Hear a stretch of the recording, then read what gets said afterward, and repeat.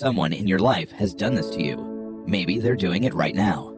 It starts so gently you don't even notice it's happening. And by the time you do notice, you're already 3 steps in. And walking back out feels impossible. Psychologists who study coercive relationships have mapped this pattern into 5 stages. It shows up in romantic relationships, at work, in friendships, even in families.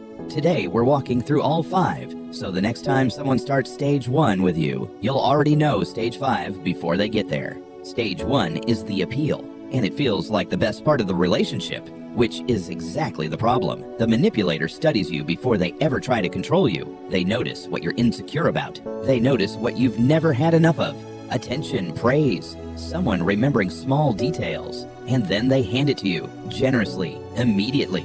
This isn't a coincidence, and it isn't really kindness, even though it feels identical to kindness. It's targeting. They are finding the exact lock your self-esteem is missing a key for, and they're making themselves the key. Stage 2 arrives quietly, usually after you've already started relying on them. This is the bully phase, and it rarely looks like yelling at first. It looks like a sharper tone you tell yourself you imagined. A joke that has a blade in it. A silence that punishes you for something you didn't know was wrong. The function of this stage isn't cruelty for its own sake. It's recalibration. They're teaching you, slowly, what the cost of disappointing them is, so that the next stages work faster. When intimidation alone stops being enough, manipulators move to stage 3, the guilt trip. This is where they stop attacking what you did and start attacking who you are for doing it.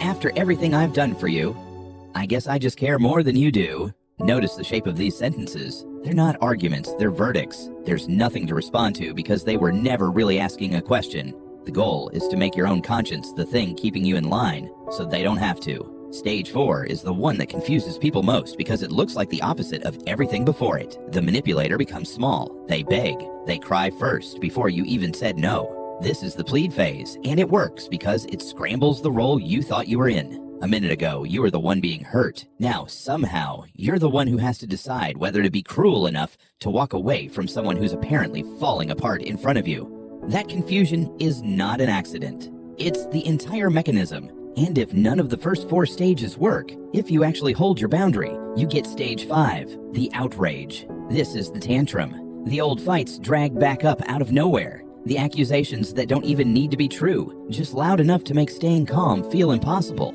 Then, often, they simply leave. Not because they've given up, but because storming off is its own kind of pressure. It says, look what you made happen. And the cycle is now ready to start over from stage 1, usually with an apology that feels, for a moment, like the appeal all over again. Charm, intimidate, guilt, plead, rage, then back to charm. Once you can name these 5 stages out loud, something changes. Not because naming it stops the other person, but because it stops the confusion. Confusion is what stage 4 and stage 2 run on. Clarity is the one thing this entire cycle cannot survive. If you recognize someone in this video, a partner, a boss, a friend, that recognition is the actual exit door. You don't have to confront them with a list of 5 stages. You just have to stop being confused about what's happening while it's happening.